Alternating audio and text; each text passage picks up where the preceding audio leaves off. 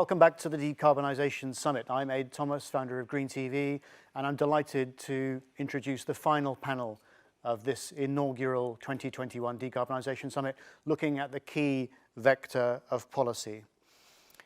We asked the question, how can cities, national governments and international bodies unite to rewrite the rules to rapidly decarbonise? Policy is clearly the main underpinning of change, and we'll be addressing what changes are needed to that policy itself. Thank you also to our panel partner, Frost & Sullivan, who are a leading consultancy firm developing innovative growth opportunities for companies, governments, investors around the globe, with a strong emphasis on sustainability. Now to introduce our panel, and we have an absolutely excellent panel to conclude this year's Decarbonisation Summit. Here on the stage we have Paloma Costa Oliveira, who is a member of the United Nations Youth Advisory Group on Climate Change, a climate activist and an advisor on social and environmental rights, including those of Indigenous people. And from our headline partner SSE, we have Neil Kirkby, Managing Director of SSE Enterprise, who leads on providing distributed energy solutions to customers to decarbonise across the country. Joining us online, delighted to say we have Maria Vassilakou, who was the first Green Vice Mayor of Vienna and a City Councillor for Urban Development, Traffic, Climate Protection, Energy Planning and Citizen Participation. And from our partner Frederick, Royan, who is the Vice President at Frost & Sullivan, leading on research and consulting in water and wastewater treatment technologies, waste recycling and related service materials. And joining us shortly, we will have Andy Burnham, Mayor of Greater Manchester, known as a decision maker with nationwide influence and a key role to play in the decarbonisation of one of Britain's great cities. So thank you all very, very much indeed for joining us. First of all, I'd like to begin with a quick sense of what you're doing within your respective companies to decarbonise. Neil, perhaps if I could lead with you at SSE. I know you're doing an enormous amount to decarbonise, but if you could just spend a couple of minutes giving us a sense of some of the highlights of that work, please. Yeah, sure. So we have developed a distributed energy business, and in that business we're looking at all aspects of the regional play. So whether that's solar and battery deployment, whether it's electric vehicle infrastructure, district heat schemes, the networks that support that, and the platform capability that delivers it. And already we're in a position where we're starting to move into rapid execution on that stuff. So that very much not only supports the carbon zero agenda, but it actually supports the localisation of that agenda as well. Everything going to plan over the next year or so in terms of battery and solar, we should be a gigawatt plus of active deployment in that arena. So things are moving really quickly at the moment, and I think that pace is going to continue. And events like COP26 really put a focus on it and hold people to account, which I think is really important. So obviously you're the headline partner of the Decarbonisation Summit, but a principal sponsor of COP26 itself. Do you sense that this week and last week at COP26 that there's extra impetus for a catalyst for change around COP26? Personally, I think it's really positive. You know, I've seen some of the press comments and there have been people who are positive and people who are a bit more negative on it. But I think the key thing is it forces a level of pace and a level of obligation on people. And I think we just need to keep that pace going. The thing that would be wrong is to leave the summit and then not carry on with the implementation of what's being committed to. And you know, and I've got to be fair and say in the UK, I think the pace of change that we've seen has been pretty revolutionary, and I think that will continue. Paloma, you're a youth activist, deeply engaged with these issues. Do you get a sense of optimism from COP26 or not? Well, I will not say optimism. I see like lots of people like giving commitments, saying about commitments. But the thing is that these commitments, they happen here. And when we get back home, this is not the reality. Not in the Congress, not engaging with civil society, the youth, the indigenous people.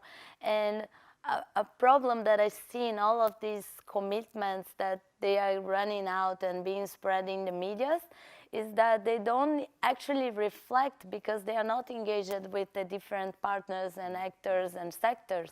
So, I mean, when people talk to me that they want to go, for example, for electric cars, I understand how this could be revolutionary, but for me, who comes in a city that is all led by cars, I don't want more cars or more possibilities for cars. I want my city to change for me to be able to go and walk with my bicycle, for me to be able to interact with the city that I live in, reforestating this city. So I feel like if we are not connected on what the people want, on what the people in the front lines especially want, how can we make sure that we are driving for sure ambition and things like that? Maria, picking up on the theme of cities, as the Vice Mayor of Vienna, what are you doing in your undoubtedly important work to help decarbonize the city of Vienna? Well, good afternoon in Glasgow, and thanks for inviting me. But I am not the Vice Mayor of Vienna. I used to be the Vice Mayor of Vienna. Yes. Currently, and I guess that this is most probably the reason why I'm in this panel, I am one of the experts that is advising the European Commission on the design of the 100 climate neutral cities mission. So what we have proposed is an entire program to reach 100 climate neutral cities in Europe by 2030, by and for the citizens. And I think that this actually connects entirely to what it is about in COP right now. Because if we want to come nearer to our vision of climate neutral cities, we need to engage with the people. We need to involve them in bottom-up design straight from the beginning. And I could not agree more. We have to ask the people what they want, and we will have to support them so that they can develop their own action. And at the same time, of course, it needs policy, it needs know-how, and it's an entirely different governance model, an entirely different production model. You can imagine that this is work that needs to be done, and I'm convinced that it can be done in cities, first in Europe, but also, on the midterm throughout the world, because this is where people live on our planet. We all know that already far more than 0.5% of the planet's population, 50% of the planet's population live in cities. We all know that it will be more than 80% by 2050. So this is where we have to act. So to sum it up, I think that in the end, these days are not only about the big questions and the big decisions and the big signals. They're also about networking and inspiring each other and getting to know each other and traveling back home with, let's say, suitcases packed with ideas and solutions and new people for one's ecosystem, for one's network. Because all we need to do right now is to work together, businesses, local stakeholders, citizens, and cities, to once again move decisively towards climate neutrality as early and as soon as possible. We'll come back to look more specifically at the question of cities a little later. But Frederick, just to hand over to you now. Obviously, Frost & Sullivan is a consultancy firm. What are you perhaps doing within Frost & Sullivan, but in terms of advising your clients on the decarbonisation process? Thanks again. It's a pleasure for Frost & Sullivan to partner with GreenTV for this. In terms of decarbonisation, if you look at it, it's a very interesting challenge which requires an ecosystem of different partners come together to address this particular challenge. And this is where I think, within Frost & Sullivan, we have quite a unique structure where when we look at sustainability as a horizontal aspect and how we bring together the various practice areas, focusing on mobility, aerospace, homes and buildings, energy, and these various players have a role to play. And when I look at decarbonization and what's going to drive it forward and what has been driving it, even in the lack of policy, has been the B2B opportunity, where businesses are coming together and seeing the opportunity to partner, collaborate, and see how they can develop solutions in addressing these challenges related to decarbonization. And I think, especially when you look at cities, it becomes even more interesting. 80% of the emissions coming from the cities, and how the different elements within a city and how you need to understand the individual elements, but also making sure you get this ecosystem of partners to create an effective decarbonization solution. And that is the exciting space for us. And that's how we're trying to support our clients, right from business and financial services to architecture, engineering, construction companies, or companies who service the various industries, right from mobility, aerospace, defense, chemicals, and the likes. Thank you, Frederick. So let's zoom out to some of the bigger questions and go in to ask the question, what key policy elements can ensure the timely, efficient and cost-effective decarbonisation? Neil, you're the MD of a major business. As a large business, are you looking for government to push business further at the moment? What's your answer to that question? I am, and I'm kind of looking for policy to, as well as being a stick, which policy often can be, to be a carrot as well, to actually encourage people to do the right thing. I'm looking for policy to give timelines and measurements so that people know on that journey to carbon zero how they're performing. Are we on track at certain stages to hit that carbon zero target? So I'm looking for that. I'm looking for help for the vulnerable. I think when you're going through a revolution, which we are, in the early stages, there is a cost question to it. Not everybody can afford that cost, and I think there needs to be a level of fairness in that. And again, policy can do an awful lot to make sure that it is a fair playing field for all the parties, and that will encourage people to move quicker. And obviously climate change is a global issue. I think, it's fair to say that UK government has done a very good job in many areas, but are you looking for international tools and instruments to create that global framework? I am, and we hear a lot in the press about previous commitments that have been made and whether people have reined back on them in the past. The one thing I was pleased to see was the fact that it was put into legislation within the UK, and certain other countries and regions have committed to do more in COP26 than they did in previous COPs, and I think it's incumbent that people are now held to account against that. And I actually think that the more the individual nations move forward, the more it sets an example to others, rather than try and bring everyone at the same pace, which would be impossible. I think people need to lead by example and do the right thing. Paloma, what's your take on this question? Well, I think when we think about policies and how to implement them, it's very important that when we are trying to engage, like for example, civil society, we think about the structures, how they are, because we know that the climate emergency, the biodiversity loss, the pandemic itself, they are all results of a structural crisis, which is much more deeper and that does not sustain our society, and it's not sustainable at all. So when we think about that, it's not only like building, for example, a climate council or something like that, an advisory position, but to give the pen for us to hold it together and bring the policies that we want back to our reality. When people talk, for example, about new forms of transporting themselves, which I was talking on before, the first question that comes to my mind is like, cities, they are different. Like we have cities in the middle of the forest in Brazil, we have cities that are based in water transportation, and from where this energy will come from hydropowers that we say are sustainable, but in the end, the result is that my friends back in their communities, they cannot fish anymore, they cannot survive anymore inside the communities. So if we are not like agreeing together on having this process built on all the actors together, how are we thinking that we are coming with good solutions, decarbonizing, when we are leaving people behind in all of the discussions? So perhaps from a Brazilian perspective, you're looking for stronger international frameworks that will have a structure that Brazil has to follow. Is that the case? Well, of course, I believe that if we had like more structures, for example, if we build an agreement regarding the topic of ecocide, this will help, for example, back in my country, what is being led there, and for us to achieve the compromise, the responsibility that has to be implemented there, for us to keep, for example, deforestation out of the plate, because deforestation in Brazil is the main cause of carbon emissions. So if we had like a framework that could help at least set establish some patrols, this will make sure that we have and we are going forward and not backwards. Very good.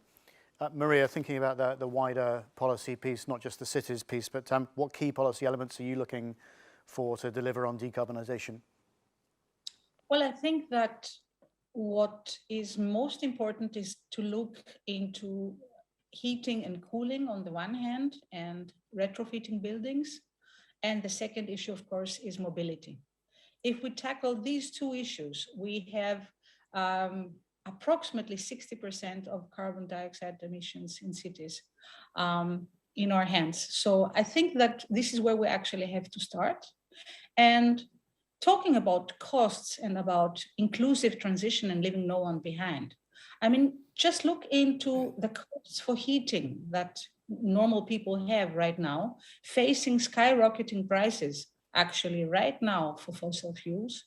And think of countries like Greece, for instance, where approximately everybody, nearly everybody, is heating right now using not even gas, but actually using petrol.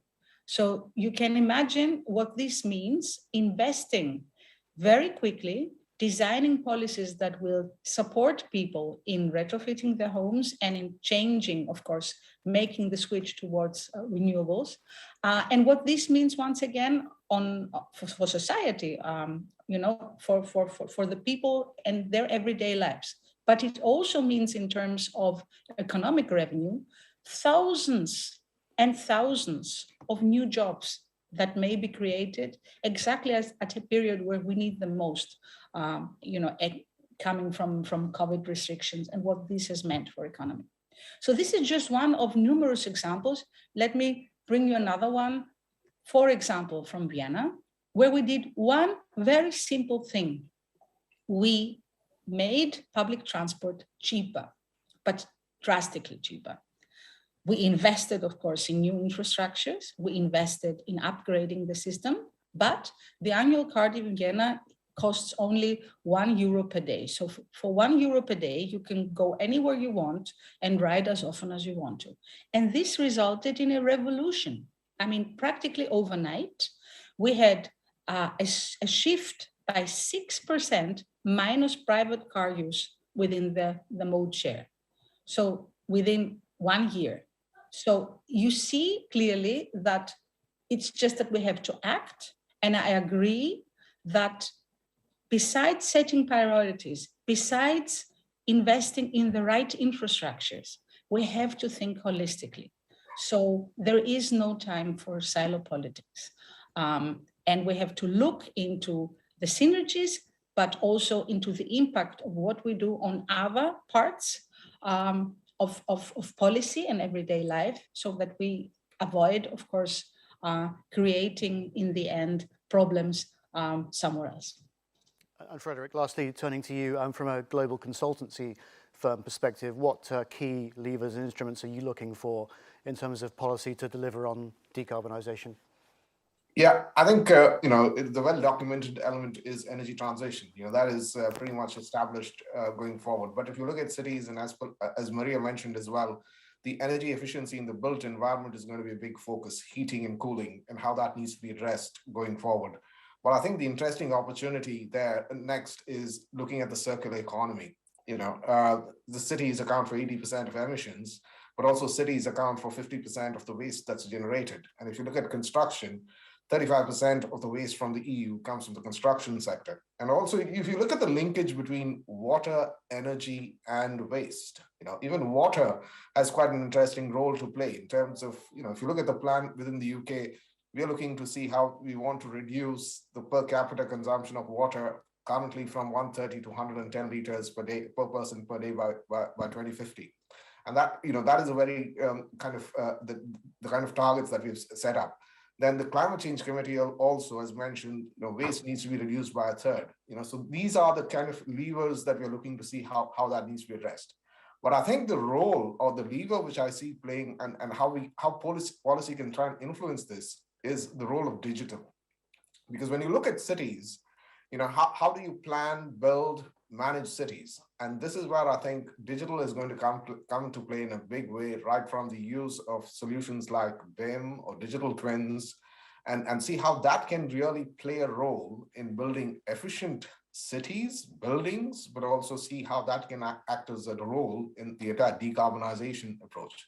But one last point is also in terms of the adaptation needs. because the other panelists have mentioned not leaving people behind, because cities will require not just the decarbonization strategies, but the adaptation element. The report on the Global Commission on Adaptation has mentioned that $1.8 trillion spent on adaptation measures can bring in close to $7.1 trillion in terms of benefits. So I think is also going to be an important element. Thanks, and Andy. Thanks very much indeed for joining us at the Decarbonisation Summit. We've started off with an opening gambit question, a big question around what key policy levers are we all looking for to deliver the timely decarbonisation progress that we're all looking to see happen at pace. Well, thanks, Aid. I mean, the thing I would point to would be more public control over the key sectors that need to decarbonise. So transport, energy, housing, or buildings more broadly. Because I think just doing what we're doing isn't going to get us there. Cities, I agree with what's just been said about cities leading things, the role of digital, but cities need that kind of control of some of the levers actually to move us at the pace that we need to move. So if you take transport in Greater Manchester, for 35 years, the buses have been deregulated. So the bus companies have decided where they go, what they charge, and crucially, what type of buses they put on the roads. And often they're quite old, quite polluting vehicles. So if you carry on in that way, you're not going to decarbonise the public transport system. So I've taken the decision to put buses back under public control. And I've said to the government that we can build the UK's first carbon neutral public transport system within a decade if you back me with the money to electrify the bus fleet now. Because the trams that we've got already run on renewable energy. So that's a pretty good statement. And because we've got a surface level system that is zero carbon, we can create that public transport system in a way that London would struggle, because obviously the underground is a much more difficult thing to decarbonise. So it can be done. And then in Manchester, you could create a template for how other cities would decarbonise public transport. If you look at housing, private rented housing is, again, largely deregulated. How do we start to retrofit those homes that are in the hands of landlords who often don't live in the city region? I think we need more public control there. And the same would be true of energy, working with Neil and colleagues in the private sector. We're unique in Greater Manchester. At the moment, we've been funded by UKRI to conduct local energy planning at the street level across all 10 districts. All 10 of our councils are developing a local energy plan to look at how what does this patchwork look like now as we've moved from the sort of the old style of big power production into the grid, a more patchwork at local level, and then where do we need to intervene to shore up the system, or work with colleagues in the private sector to make it all work together, plan for what an electrified public transport system will need, plan for future growth as well. So those, I would say, that is how it seems from my perspective right now, Aid. I don't think doing what we're doing gets us there. Let the market decide everything doesn't get us there. I'm afraid it is a message of intervention, of regulation, of setting a firmer pace, a tougher direction. To one final point, we are unique actually, and we're about to bring through a planning framework for the city region that will obviously govern the policies around development for the next 20, 25 years. It includes a ban on fracking within Greater Manchester, so that is we're using that lever to move things as we think in the right direction. But it will set a date of 2028 by which any planning applications will have to be for zero carbon development, and if they're not, then they won't get planning permission. And we think, although it feels a little far off, it will start to affect the market earlier on than that as people plan for 2028. And this is all on the path to 2038 for a zero carbon Greater Manchester, which is a science-based target. So I hope some of that makes sense. We feel we've kind of got half of what we need at the moment, if I'm honest, and we feel we need to be backed with powers, with funding, obviously, but we're ready to do it. We're ready to go. Very good, and lots of interesting points in there. I'd like to come on to the equity piece later. Neil has already mentioned that. You also mentioned more leverage. That's the question I'd like to turn to next. I think it's fair to say you've been pretty successful leveraging central government in your recent buses initiative.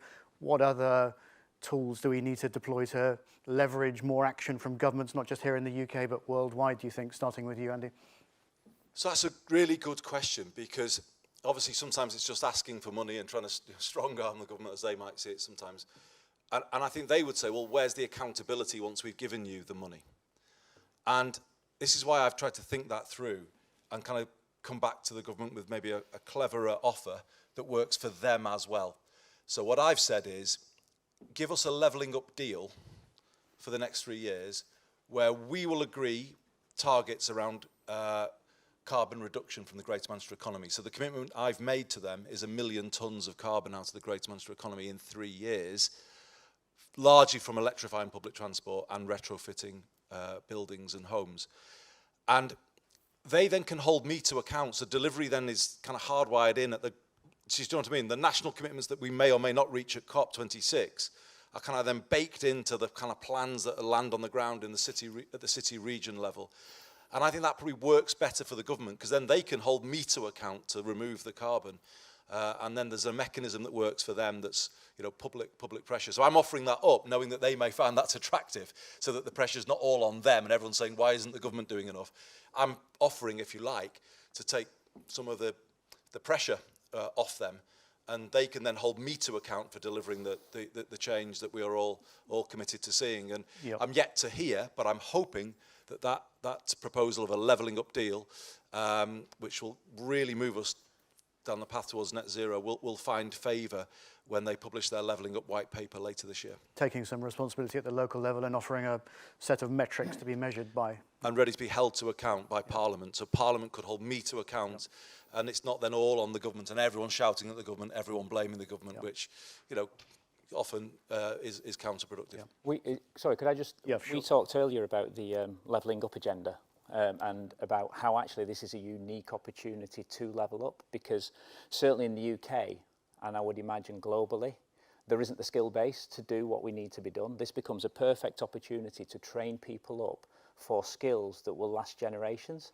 And what we'll see in the marketplace happen is that lifts the standard of living for everybody. So it's a unique opportunity. It might be expensive in the short term for some of the renewable requirements, but as the supply chains mature, as we drive that levelling up agenda, then I think the whole of society wins from it. I just absolutely couldn't agree more. And I think that the net zero debate needs to get more into this space around social justice, reducing inequality. Maybe we are going to come on to it, Eddie, but that's what I'm trying to do. The leverage I'm offering is the drive to net zero is actually the way to get to a levelled up country, a fairer country. I definitely want to explore this equity piece in some depth as my next question, but to just transition from a current mayor to a former mayor, Maria, what key leverage would you like to see in terms of pushing governments to do more? Well, while agreeing with everything I've heard so far, what we proposed at the European level is the creation of climate city contracts, which is more or less the same thing, because the city commits to very specific targets and to very specific ways of reaching these targets, very notably involving the people. The national level commits not only to financial support, but what is even more important, I think, regulatory support. It's not only about investment, it's about being able to do many things that we cannot do right now, cities all over the world. And then, of course, well, in our case, the European level commits also to contributing financial means, but also the level of service needed so that cities can reach the targets. But then in the end, you know, it's about a different idea of urban leadership. I think it's a different role for cities, and it is that cities need to take the lead right now and produce their own vision, create their own mission, and once again, commit to this. And this way we can actually get national governments to support this more. Paloma, you'll have a very different take on this question. You're from Brazil. I'm sure there's a lot more you'd like to see the Brazilian government do. How can we get them to do that? Well, changing first the government. Good Honestly. Yes, this is what I'm expecting for 2022. But honestly, like I'm seeing all the discussion, and the thing that I've been thinking is like, at least from what I learned, is that for me, autonomy, and for my country at least, and my region to go forward, is having our forest standing. And for that, I keep asking myself, like, why all the discussions come to a point of a merchant, you know? They are all about like mercantile discussions. And I don't think it's this way, because I think like if we were focusing, for example, in education, which makes possible for people to public participate, having access to information, and that this information is possible for understanding, this contributes for people to construct these alternatives together. And if we had like formal spaces, we'd be sure doing a lot more in the grounds, in the front lines. I heard you saying about, like, for example, having the funds to do these initiatives. And I keep thinking, I'm so cheap. If I had like at least a small amount, and now youth-led projects, they have like less than 1% of access to the funds. If I have like only a bit, I could buy like bicycle to my friends, and we can use and occupy our cities with bicycle. We did like a program on climate education in Brazil that we only spend like 30,000 reais. This is nothing here in these pounds, honestly. And we formed 5,000 Brazilians on climate. We are building the indigenous youth network on climate, trying to bring them to participate in democracy process. And it's not that difficult. I just feel like we have so many bureaucracies to keep driving ambitions, to keep driving the decarbonization that we all want. But we are doing this as young people. And why not we are having attention? Why not we are included, for example, to build these policies together? So as I said, we are so cheap. We are already doing it. We are already leading. We just have to have the opportunity to meet people who can help us financing and get directly to this financing, because it's also always the bureaucracy passing over to so many people that it never comes to us.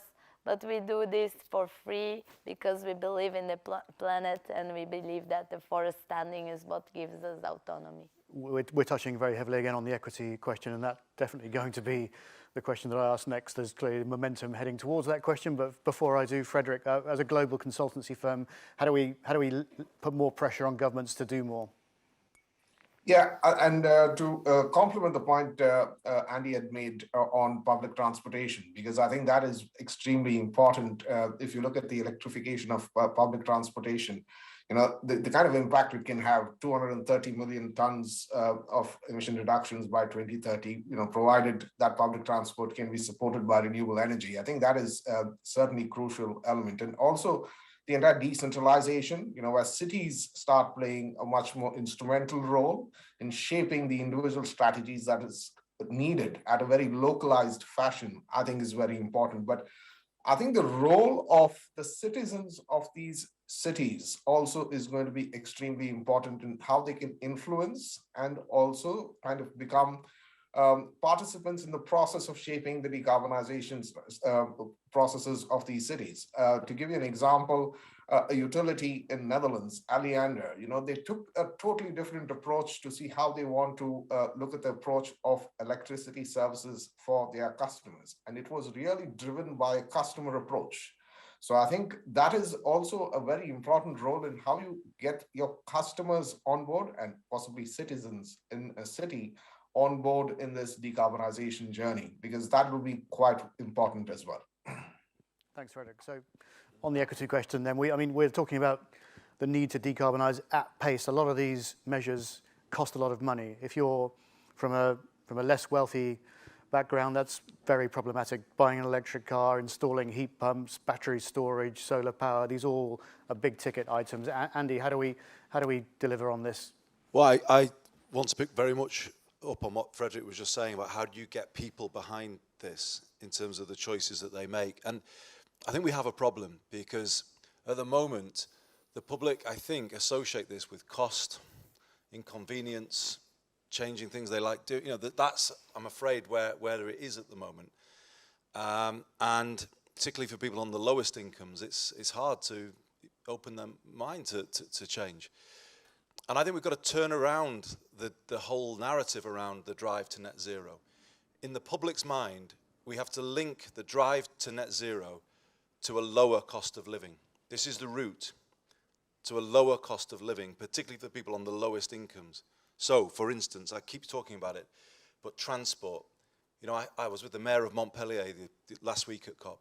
They're going to make public transport, all of it, free in the city by 2024. And that kind of answers the thing about young people, just freeing up young people to get around and network and do everything that they need to do. I was with somebody from Maharashtra straight in India today. Mumbai is one of their cities. Public transport there is pennies, tiny amounts of money, because they say they need to move huge amounts of people around for economic reasons. And actually anyone in a school uniform apparently can flag down a bus and the bus will stop and pick them up for free. I mean, I personally, these are the kind of policies that start to kind of win the public behind it. I took a bus in Greater Manchester on Monday morning. £3.50 it costs for a 4-mile journey. And in London, it's capped at £1.55. You know, if everywhere in the UK had £1.55 per single bus journey, you would lower the cost of living for people who are dependent on buses, who tend to be the people on the lowest incomes. Or, let's take a different example. If you started with the government a retrofitting programme of homes in the social housing sector or the private rented sector where, you know, people on low incomes are living, you obviously will help. The upfront cost will not be borne by those people, but then the lower energy bills that come from having done the retrofitting, they definitely benefit from that. So I believe the drive to net zero, if it's done in the right way, can lower the cost of living and reduce inequality.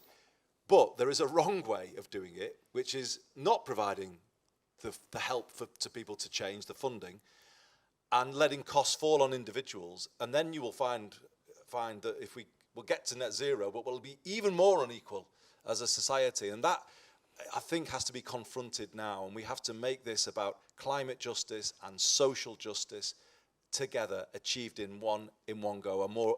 A greener world, but a fairer world at the end of it. Neil, how do we deliver on the democratisation of decarbonisation? Well, just picking up on that point and a point that was mentioned earlier about how do we look after more effectively those who are at lower levels of income in society.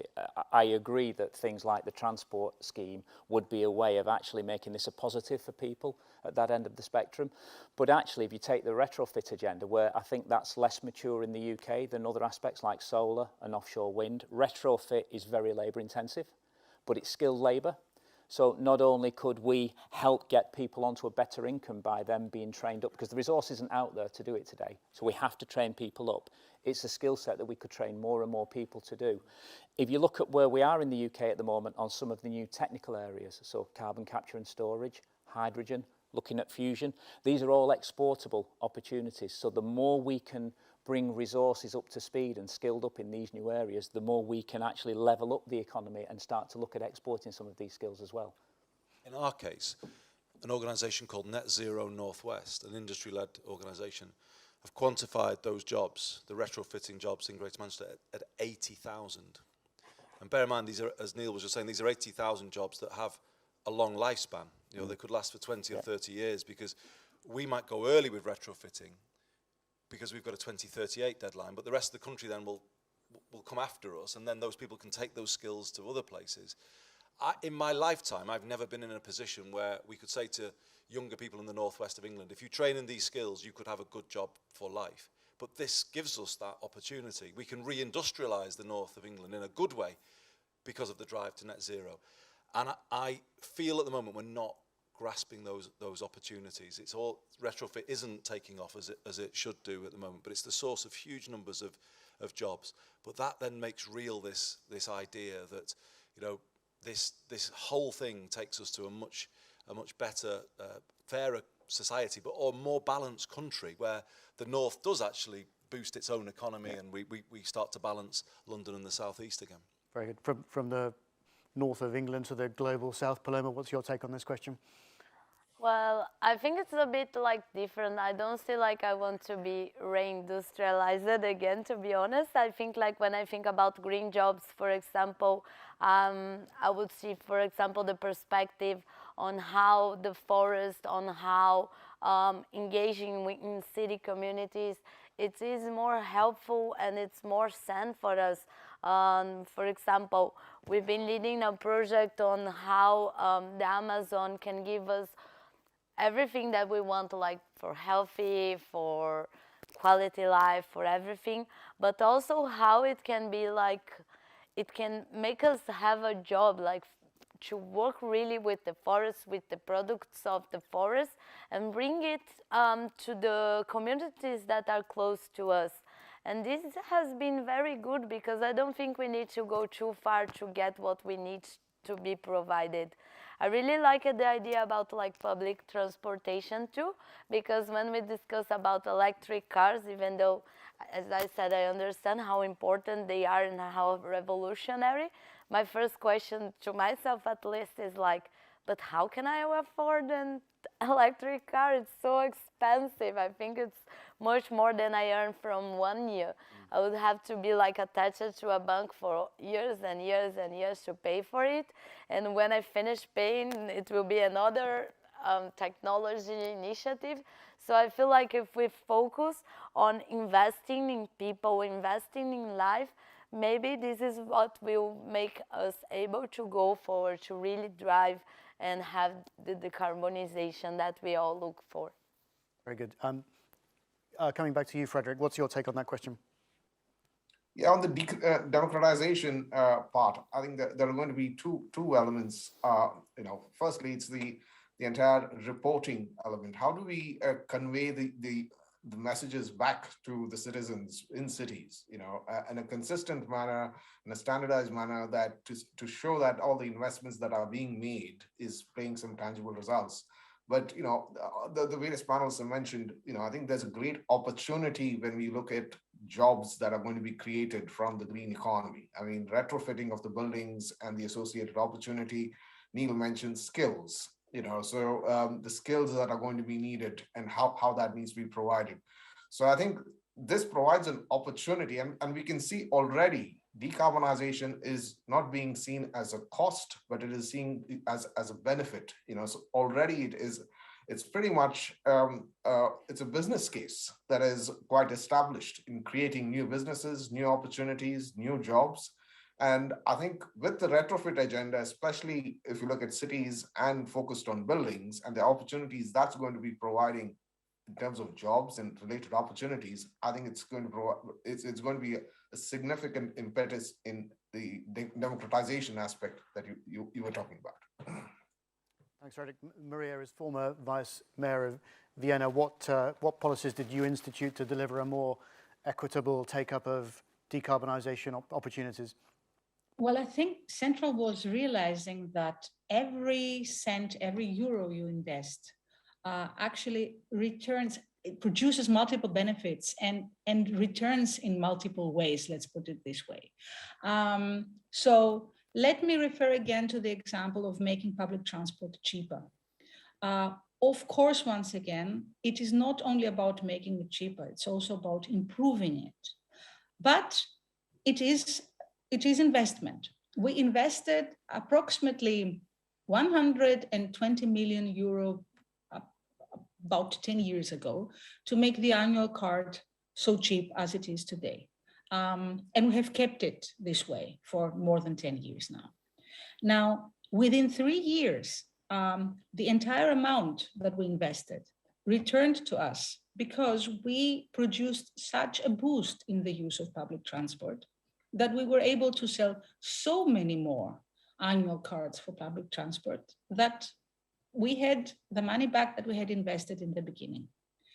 Or if you look into retrofitting, which is, of course, a huge issue in cities, it is also about investment, but it's not only about investment. It is also about giving people the opportunity to be able to access loans. I was about a year and a half ago in Groningen, in the Netherlands, and they are producing local energy plants, pretty much like Manchester, which is a wonderful approach. And what they said is that, of course, you have people wanting to retrofit their homes, but it is not easy to access loans, to access financing for private people. And in many cases, this is also a burden that they have to carry around with them for the rest of their lives. So it is also, once again, regulatory innovation, because we need to find ways to bind these loans, this financing, not to the people, but to the object. So without getting so much into details, I think that we all know what has to be done, what needs to be done. And we know that we need to invest on the local level, we need to invest on the national level. And of course, we need, in many, many cases, large corporations who are willing to invest. But it is about realizing at the same time that we do not need fear this investment as on behalf of the public hand, because again, the benefits will return in multiple ways and immediately. And this was actually exactly what we experienced in Vienna when we decided to invest that much in public transport.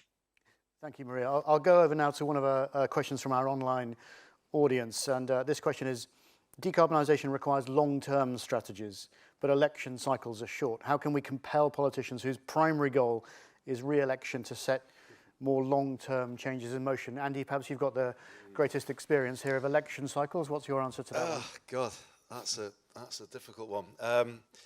I just strongly agree with Maria, but I took great heart, Maria, that there was returns for the investment you made. You know, cheap transport is an investment in a more productive economy, isn't it? You link people to opportunity, you grow the... Yeah, anyway, but that was fantastic. But to answer the question, I'm not doing a politician thing by avoiding that difficult question.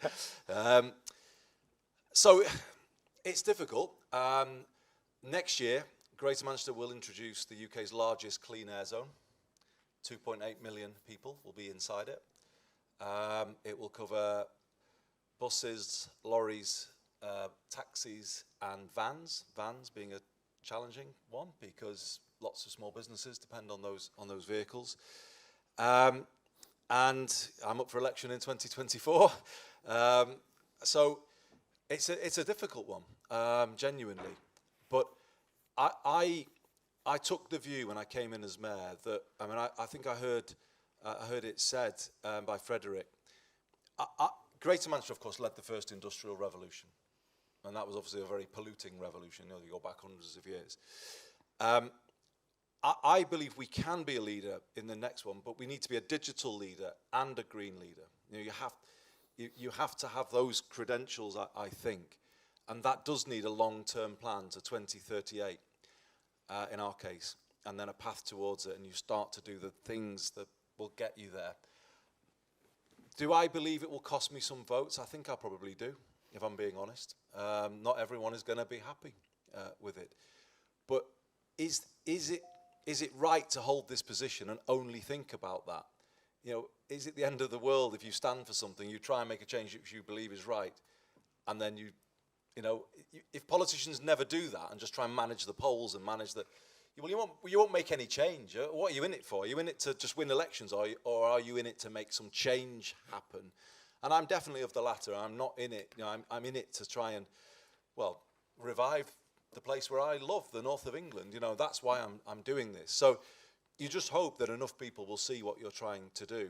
And to answer the thing from earlier about the low-cost public transport, you know, enough people will say, well, that's a really good thing. I don't like the other, you know, the other thing's more difficult, but you get the benefit of their doubt because people can see what you're trying to do for the whole of the city region, and you hope that carries you through. So I did win 67% of the vote this year's election, so I've got something to fall back on, I hope. Maybe losing a few, but maybe I'll have enough in the bank to get me through. But I take inspiration from the likes of the mayor of Paris. I don't know how familiar you are with the work of Anne Hidalgo, but you know, I'm sure you are, Maria. You know, she has taken really tough things around cycling priority, clean air. I was in Paris with her a couple of years ago for a City Labs event where you couldn't get in a taxi without a volley of sort of kind of criticism coming from the driver about the mayor. And I was with her last week, and she was saying she just worked and worked, turned it around, found ways of helping them embrace the change, found ways of making it good for them. So you can be, you know, cities can be sort of creative about this, can't they? How do you make your policies work on the ground for people? So I'm at the moment thinking, well, how am I going to help these van drivers? What am I going to do? Can I go knocking on the door of SSE or others who might have vans or might be able to help in some way? You know, so I'm going to do all of that. And this is the thing about the role of the mayor aid. It's like, it's not just public money you're spending. I think I take your point that you made before. You do have to be creative. You sometimes have to think differently about networking people to help bigger organizations, help smaller organizations. You know, so we're going to be doing all of that over the coming year or two. And I think about these things with an election coming again in 2024. But I think there'll be enough excitement around Greater Manchester by then, around everything that we're doing, that I hope people will have bought into the journey by then. Well, I think I'm as big a fan of bicycles as you are of buses, and I know you've got Chris Boardman working with you, who's a great advocate for the bicycle, which hopefully you'll be able to deploy as successfully in and around Greater Manchester as has been done in Paris. Working collaboratively from a big business perspective, what's your sense of the answer to this question, Neil, please? To be honest, I think, you know, we are at the point now, people say, how can we afford to do this? We're definitely at the point where we can't afford not to do this. And I think public opinion is moving to the point where this is seen as such a top priority that politicians and leaders will be held to account by their ability to do this. So I don't see it as a negative, I see it as a real positive. So you think Andy won't lose too many percentage points in his next election? I think we're at a real tipping point at the moment, and I think, you know, Sir David Attenborough's speech summed it up perfectly. Yeah. You know, we've got to take action now, and I think there's a huge recognition coming in now that is 100% right. Paloma, your take on this question, please. Well, I think like when we talk about long-term policies, this is actually something very important because, well, I'm sorry for the ones in this decision-making position, but this is the fact, like people who are in these positions, they are trying to do just for the next elections.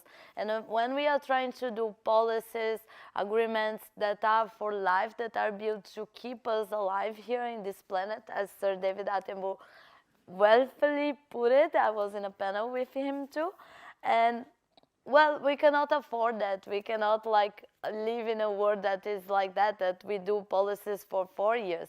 It has to be a real commitment to life. And when Maria was speaking about like improving transportation, improving these commitments, I kept thinking like, I spent like a month here in the US because I came for the pre-COP that happened in Milan.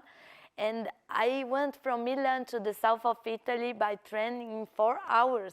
And for me, I could not believe that I went an entire country in 4 hours. 4 hours, I don't even leave my state.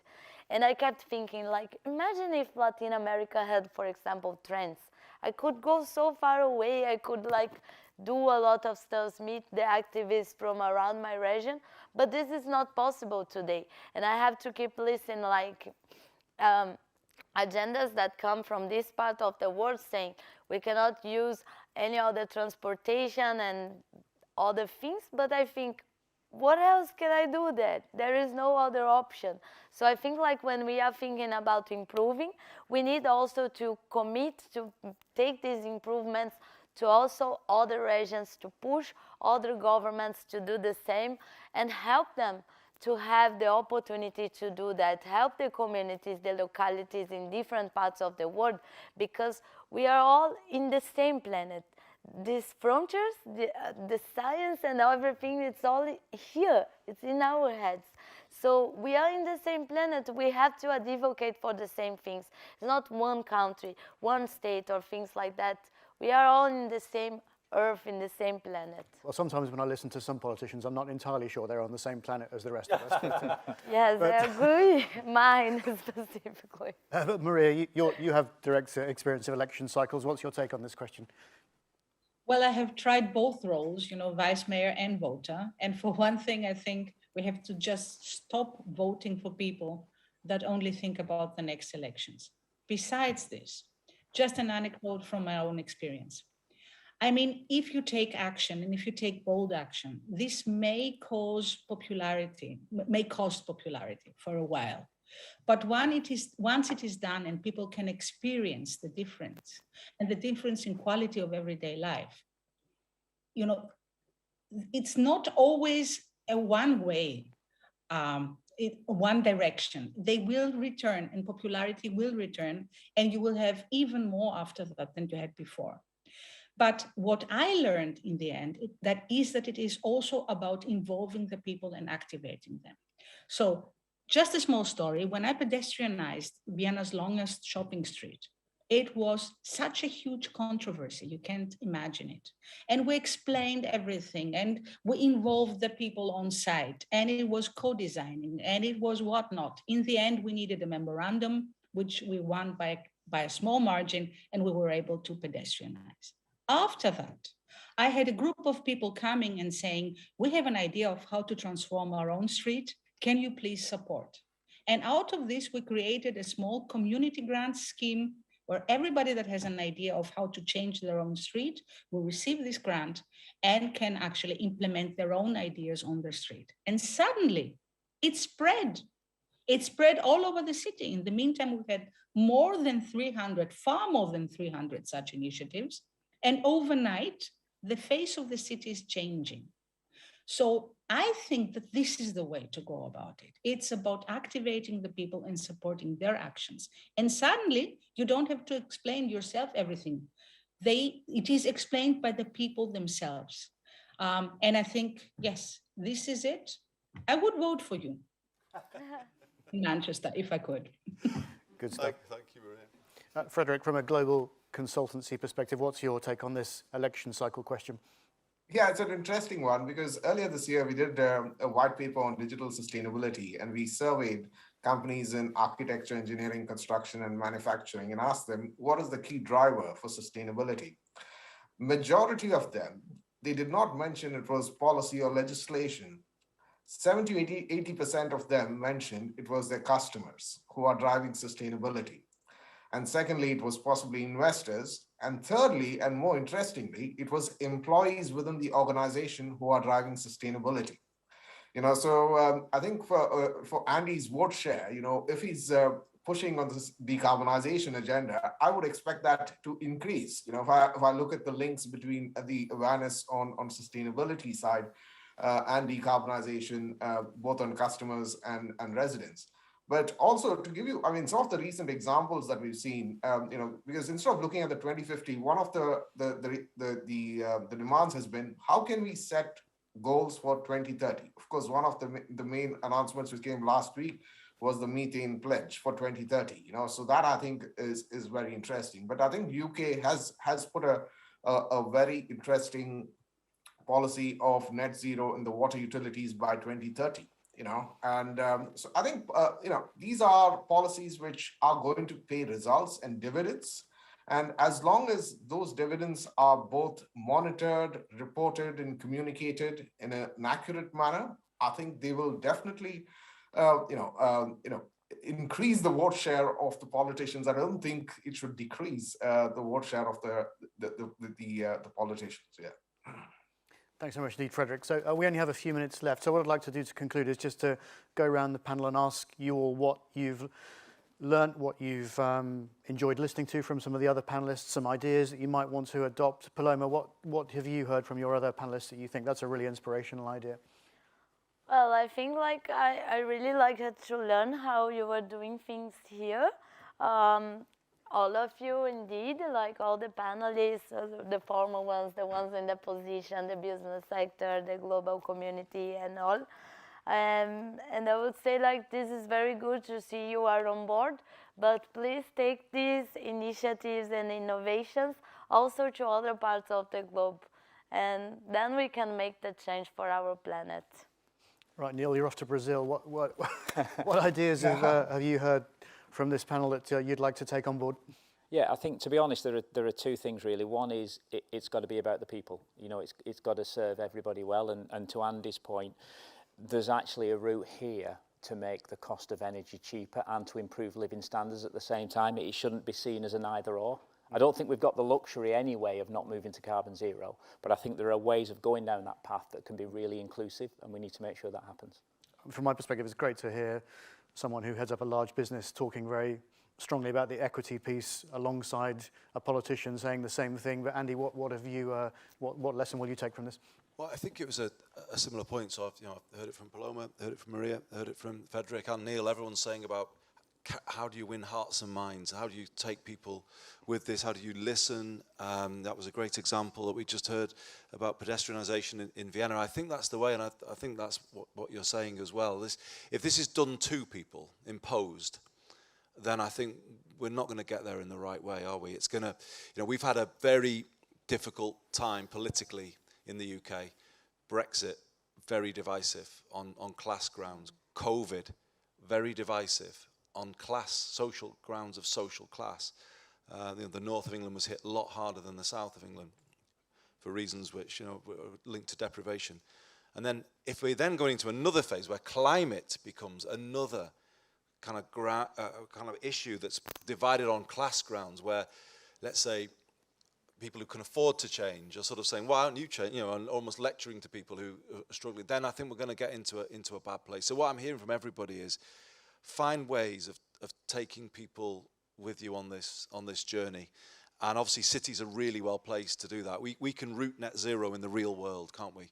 We can absolutely get it right down to the ground. The example of, we gave people a much cheaper annual card, but actually they said, we're using it and we didn't lose any money. I mean, that gives me hope. I mean, we've not done it yet. So to hear someone who's been there and kind of proposed that and it worked is just, it's obviously music to my ears to hear that kind of thing. So I think we know what needs to be done. And I suppose the last thing I'd say, Ed, is what I take from this more than anything, I guess, is the level of consensus amongst all five of us. We're all, with a few differences on things, but we're all broadly saying the same thing, that this drive could work for people. This could give people better lives.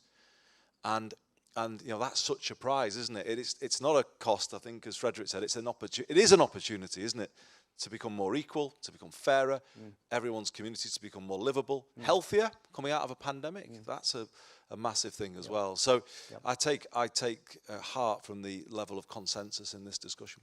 Or perhaps it's a cop-opportunity. Frederick, over to you. No, I think as Andy and Neil and Paloma and Maria as well, I mean, the points was as the people element is going to be at the center when you look at cities. Cities are going to be the center of economic growth. I mean, that is that's a well-defined element. And if it's going to be the centers of economic growth, how can you link economic growth to the decarbonization efforts and take everyone on board? I think is very important. The equity element is certainly going to be important. It was very interesting to hear from Paloma, especially, the cities are very different, the developed cities to the developing cities, and how you need to approach the different, the localization of decarbonization, as it were. I think that is also an interesting element. And I think localization of decarbonization, I think is something I will take this as well from this panel here. Thank you. Maria, lastly, a few words from you on ideas that you've found inspirational from this panel. Well, for one thing, I had looked into Greater Manchester area in terms of governance. Now I will have to return because what I took is incredible efforts towards climate neutrality. And I think that there's a lot that I can learn there.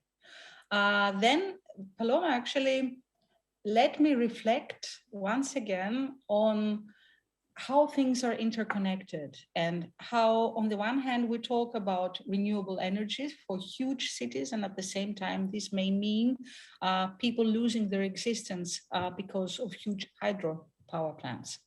And I have to say that although we know about it, I don't think we often reflect about it, at least in Europe. where we do not face such problems at this scale, or at least most of the time not, let's put it this way. And then, yes, of course, it's about local energy plans and it's about involving the people. And this is what I take with me yet again. Thank you very much indeed. So that concludes this final panel of the Decarbonisation Summit. I'd just like to thank everybody on the panel, Paloma, Neil, Andy, Frederick, Maria. Thank you very, very much indeed. It's been really, really inspirational to hear your views. So thank you very much indeed to our online audience. A personal note of thanks to SSE Energy Solutions for hosting this, and to Nathan Sanders, who was a great supporter of this project. We hope it's been a really inspirational couple of days, delivering some really actionable ideas. There'll be a big social media campaign behind some of the great content developed here, and there's a business development platform that will further some of the collaborative ideas that have been shared here at the Decarbonisation Summit. So thank you very much indeed for everyone for joining us. Thanks a lot.